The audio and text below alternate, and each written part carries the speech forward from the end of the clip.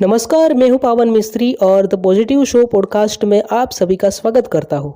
कल्पना करें कि आप अभी अभी नए मकान में रहने आए हैं और इसका पुराना मालिक जाने से ठीक पहले आपको अकेले में ले जाता है।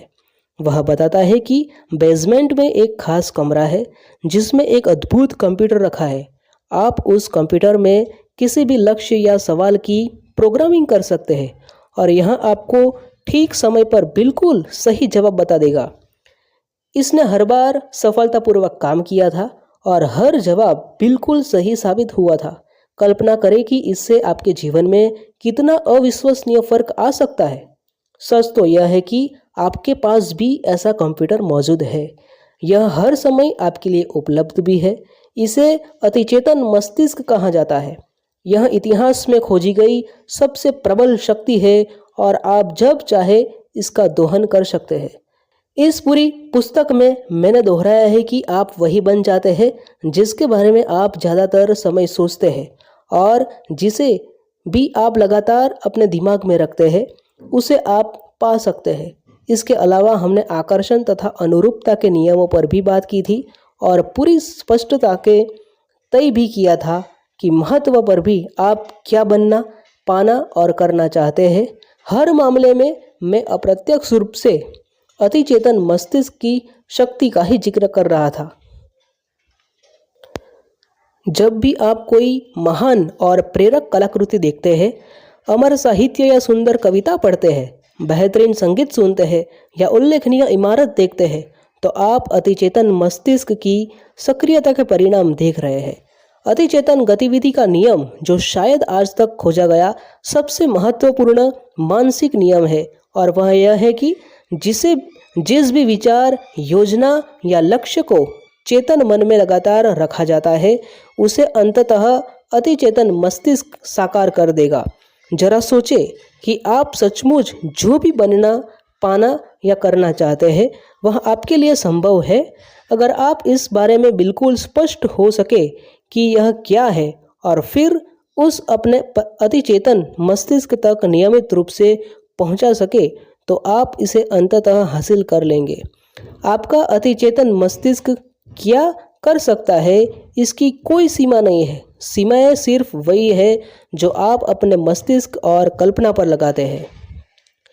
आपका अतिचेतन मस्तिष्क सबसे अच्छी तरह काम कर सकता है जब भी आप शांति, आत्मविश्वास और शिथिल अपेक्षा की मानसिक अवस्था में होते हैं।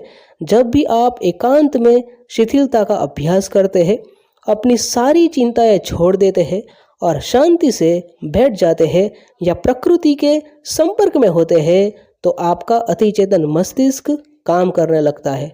जब भी आप मौन में जाते हैं और अपने भीतर की धीमी आवाज़ को सुनते हैं, तो आप अतिचेतन मन की कानाफूसी सुनने लगते हैं। आपकी अंतर्दृष्टि आपके नए घर के बेसमेंट में रखे कंप्यूटर के समतुल्य है।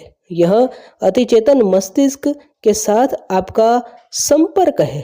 कई बार आपकी अंतर्दृष्टि मौन में आपसे इतनी तेज आवाज में बोलेगी कि इससे द्वारा दिए गए विचार या ज्ञान से आपका पूरा जीवन बदल जाएगा। ग्रीक वैज्ञानिक आर्किमिडीज को वस्तुओं के विस्थापन के बारे में अतिचेतन प्रेरणा की कांध नहाते समय आई थी। वे इतने रोमांचित हो गए कि बाथरूम से बाहर निकले और एथेंस की सड़कों पर नंगे दौड़ने लगे और चिल्लाने लगे कि यूरेका, मैंने इसे खोज लिया है। आप भी अक्सर ऐसा ही महसूस करते हैं जब आपके मन में ऐसा कोई महान विचार या ज्ञान आता है जो किसी समस्या को सुलझा देता है, आपको अपने लक्ष्य की ओर बढ़ा देता है।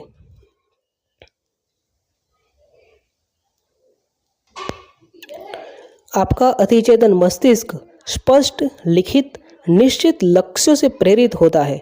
जिसकी प्रबल इच्छा की जाए, नियमित मानसिक तस्वीर देखी जाए और उनकी दिशा में निरंतर मेहनत की जाए। जब भी आप रिलैक्स होते हैं, विशिष्ट परिणाम की मानसिक तस्वीर देखते हैं और उसमें भावना भरकर शिद्दत से चाहते हैं, तो आप अपने अतिचेतन मन को प्रेरित कर देते हैं ताकि यह आपको उस लक्ष्य को हासिल करने के विचार व ऊर्जा दे। कई बार अतिचेतन प्रेरणा आपको इतना ज़्यादा ऊर्जावान या रोमांचित कर सकती है कि आप किसी दूसरी चीज़ के बारे में सोचने या सोने में भी असमर्थ होंगे। इस मामले में आपको मन में आने वाले हर विचार को पूरे विस्तार से लिख लेना चाहिए। इससे आपका मस्तिष्क खाली हो जाएगा और आप दोबारा सो सकेंगे।